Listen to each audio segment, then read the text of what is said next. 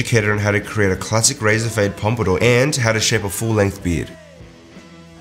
So I'm taking a half a horseshoe section now, so I can work on one panel, and then as I move on, I will continue on my horseshoe section and cut as I go. I'm going to start with the clippers. So I'm going to start working from the nape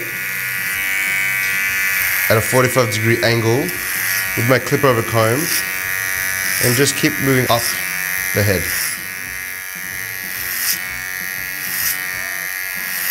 Just keep working backwards at a slight angle, working towards the occipital bone. So from the hairline down to the occipital bone. That's my goal.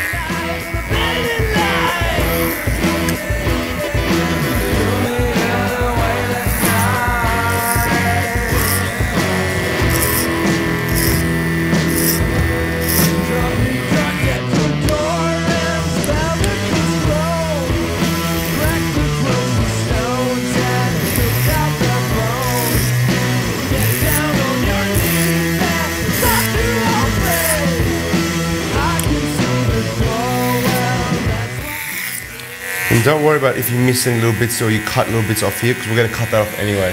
So just kind of work vertically with your comb, just to really get a nice flat fade. So what I'm trying to do now is just getting rid of all the base hair that I don't need. Just hack it off and start with a clean palette. Now that I have my base guide in, I'm going to add a number 1 to my clipper guard and work upwards from the scalp.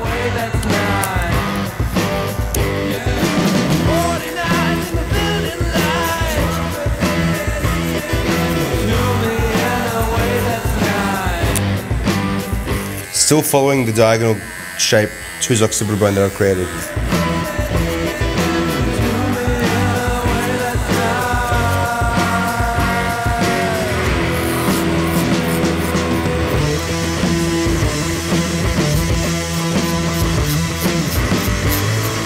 The reason why I clip over comb before I do this is just to clean up my section, just so I can see what I'm doing.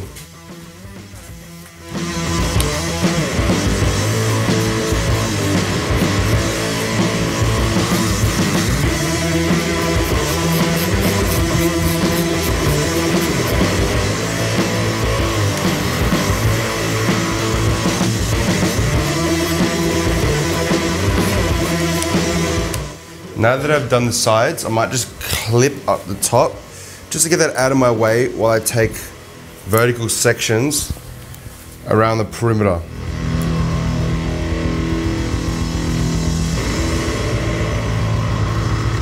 Now I'm just going to take a vertical section just to get rid of the majority of this bulk that I don't need either.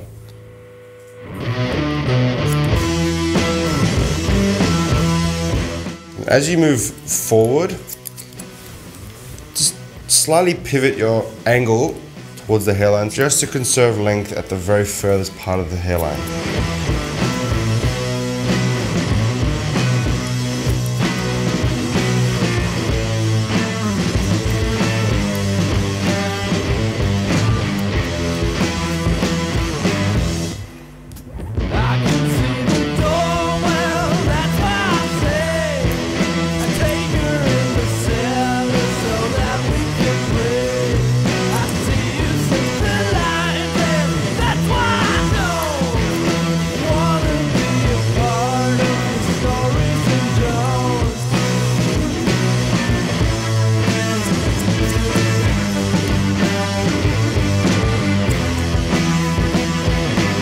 Now I'm going to scissor over comb this white line out of his hair.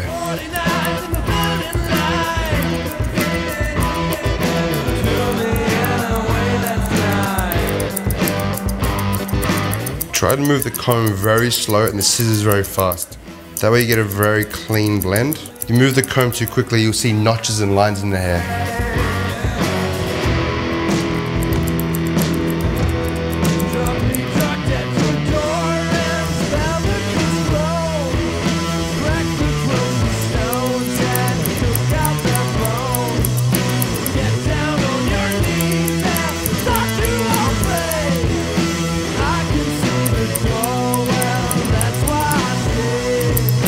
Just keep working up, trying to create a square shape with the fade. Because he has very blonde hair, it sticks out, it shoots out. So we're going to create that square shape up here. I'm going to scissor over comb all the way up to make a nice square shape, just like this. I like to work downwards from the head. I don't like to work up. When I work up, I tend to create lines, so I work downwards to avoid that. So I work from longer to shorter. So I'm going to knock this line out and square up the hair all the way around, and then I'm going to grab a 0.5 and actually blend all of that into what I've already created. I like to keep the hair wet when I scissor over comb because I create shape when I scissor over comb. You know, so I'm creating shape all the way up here, a nice square shape. So constantly keep it wet, especially because it's a blonde head of hair, so it just dries up quite quickly. With the comb, drag it directly up. Don't veer in or out. And as you get higher in the scalp, you'll notice that you actually stop hitting the scalp. That's how you create a square shape, just directly up. Not in, not out, don't veer in any direction, just directly up.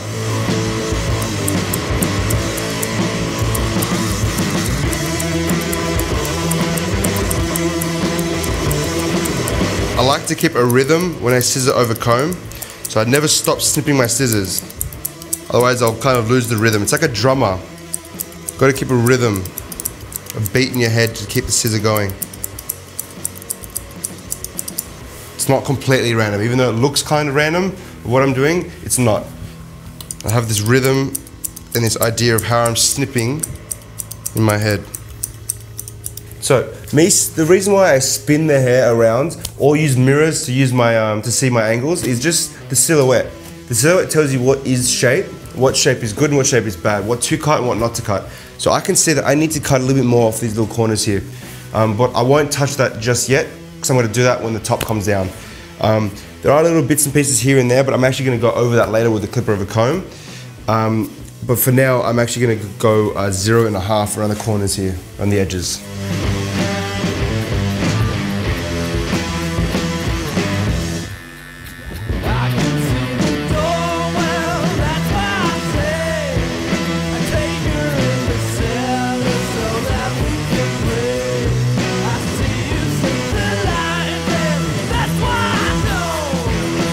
So I'm shaving the hair from the nape to the occipital bone, just right here. Just below the occipital bone. I do just below so I can actually fade to the occipital bone. So I'm creating a line just below, then I'm going to fade it just so I'm not going above the occipital bone, which will make the head go kind of in at a different angle. So this gives me the perfect square shape. So yeah, I don't want to go in on the round of the head, I want to go with the round of the head. So I want to go directly up from the most widest point of the head, which is right here.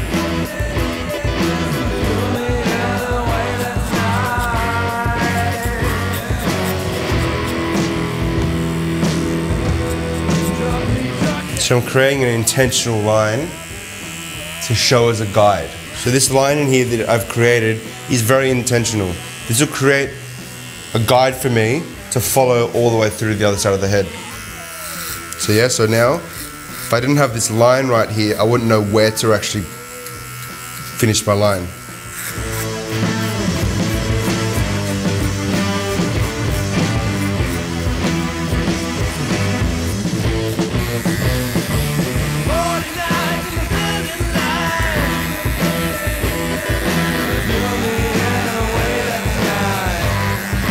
As a barber, I like to have more than just one pair of clippers.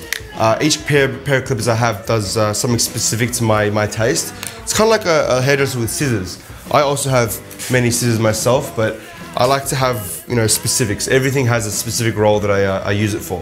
You know, some clippers use it just for beards, other for hair, other for fading. You know, this just helps me.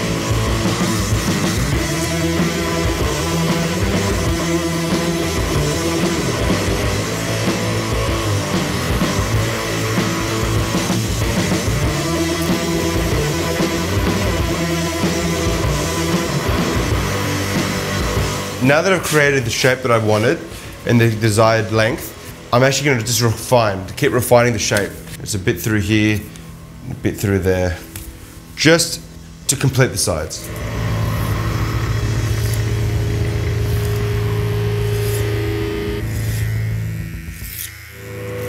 Clip over combing allows me to have more space to see what I'm doing. This comb is quite large. It gives me more of a canvas to work on. So I slide the comb in and I can see right now that there's a little bit of a weight line right there and I don't need to cut anything below. So it tells me where to start cutting hair. Yeah, if I do scissor over comb, it's a bit more of a refining technique directly up. So you have to go about your widths. This just gives you a cleaner canvas. More reliable. Much more reliable.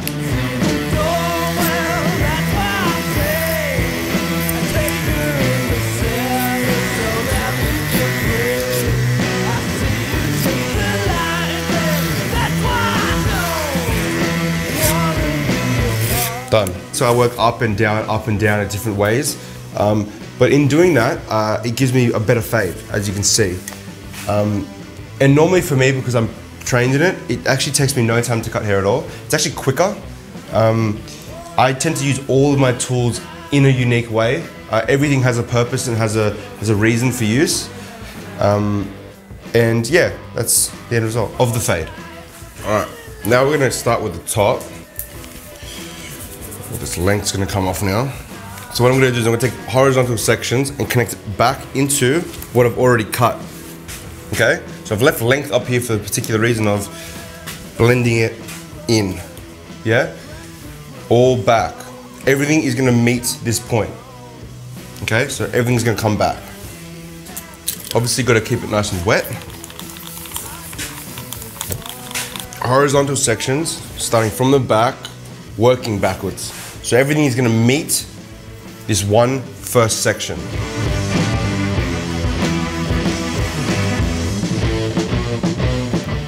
So I'm gonna point cut this to just help blend it in and add a bit of texture. Nothing too dramatic.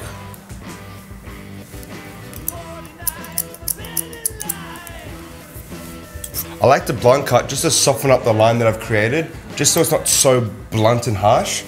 And then I quickly just connect it so it doesn't look like it's all clumpy and weird. So cutting everything directly back. Pulling everything into the crown to conserve length, obviously at the hairline. Okay, I like to create a focus point at the front, conserving the length here and eliminating the weight here. So I want the hair to come forward and back, a pompadour, where you want all the length in the front and the weight in the front, not at the back, not at the crown.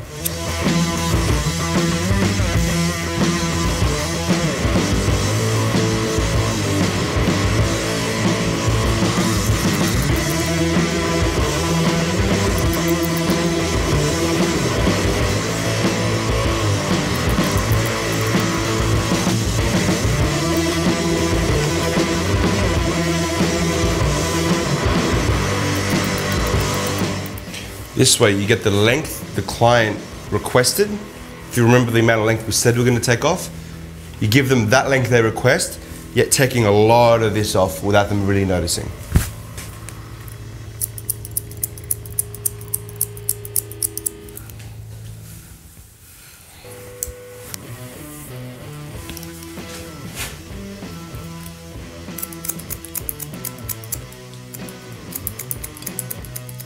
Now that we've created the length, the desired length, I'm gonna go through this and take some of the bulk out, because obviously this crown area is a bit, a bit heavy. I'm literally just grabbing rough sections, yeah, and just deep point cutting, getting that bulk out, because the bulk will weigh it down and certain parts will stick up, certain parts will sit flat. So when that happens, the parts that are sitting flat accentuate what sticks up. So you'd rather just blend it all in together from the side up into the top. Kind of like this, yeah?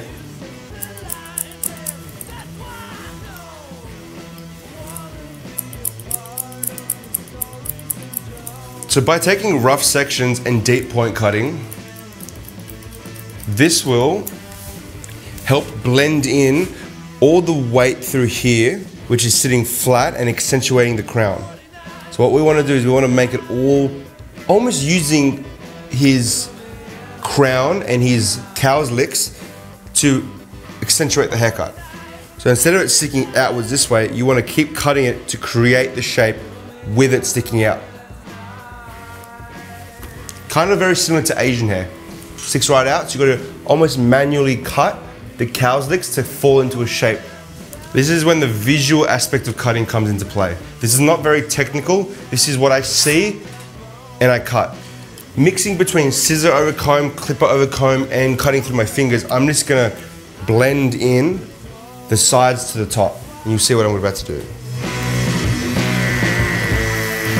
If you notice how I'm holding my comb, my little finger is working as a guide, as a barrier between the hair. So I'm not using the comb, I'm using my finger to almost rise up away from the head as I move up. This will give me the creative shape that I desire, yeah? So you watch it, the pinky will push away from me. Gives me a bit more reliability with my comb.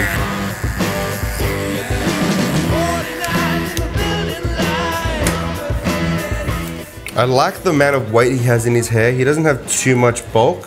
So I just want to add a bit of texture and a bit of, and reduce a bit of the weight. So now that I've gotten the desired look, the desired finish, just keep the hair off the face and then start the beard.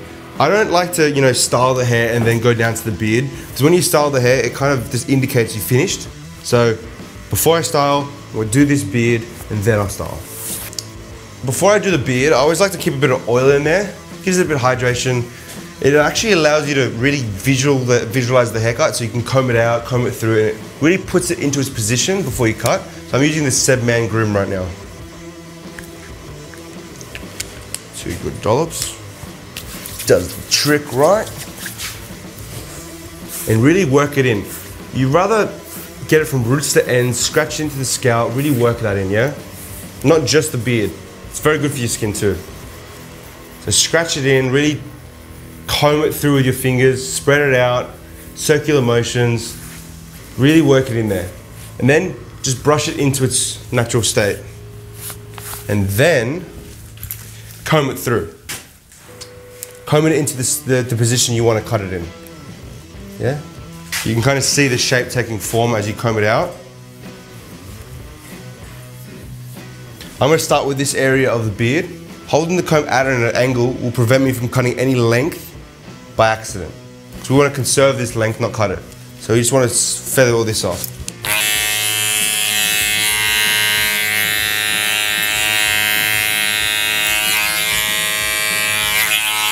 Okay, with the beard, I don't use guards, I freehand it. So I like to just shape it up like that.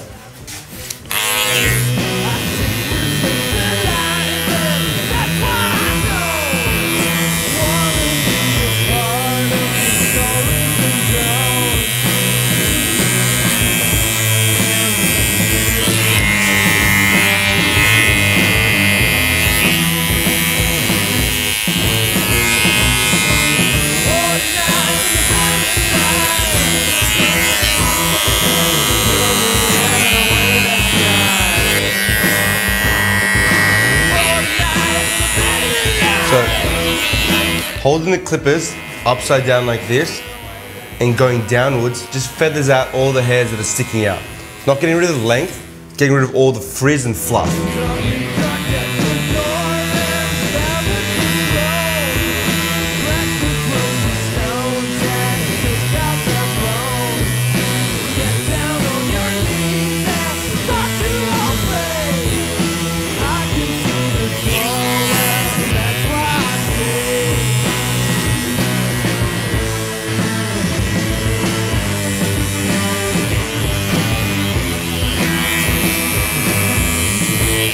Now I'm going to hot towel the scalp, just so when I put the blade over the skin, almost wipe it over the skin just so you don't cause any redness or any discomfort, and just slowly and briefly hold it over the nape.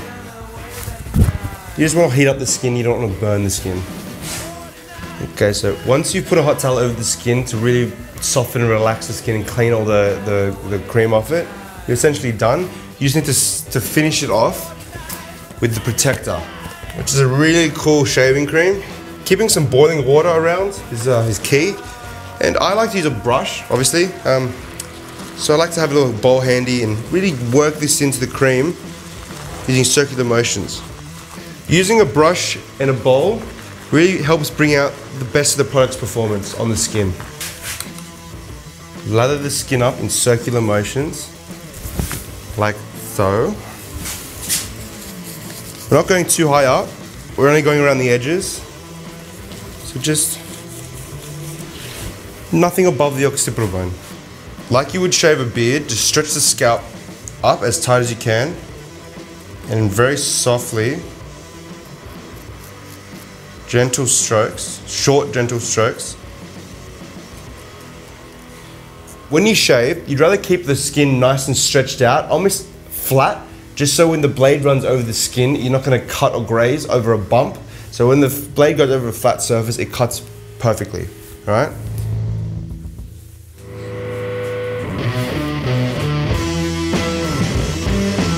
So move the client's head forward when you're working with the nape and stretch the skin down to make it extra tight.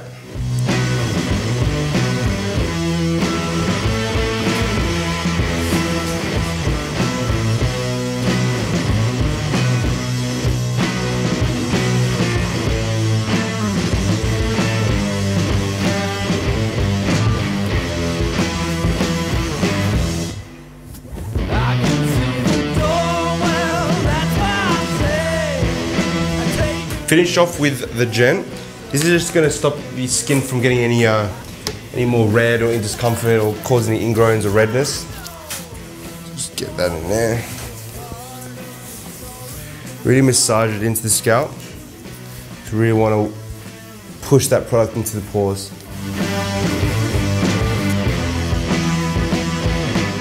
Now that that's done, what you have to do now is just blend in the scalp into the existing haircut, just with a pair of mini clippers.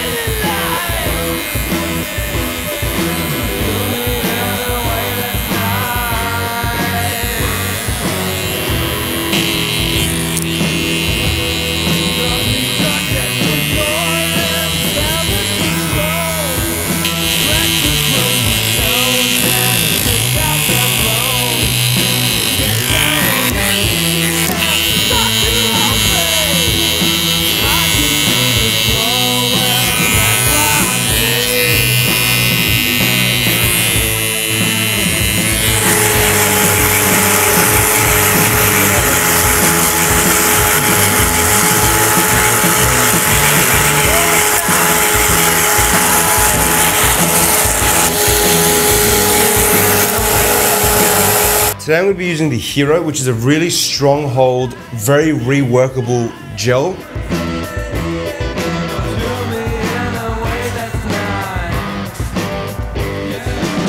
Really work it from roots to ends, get it all the way through, you don't want to miss any part.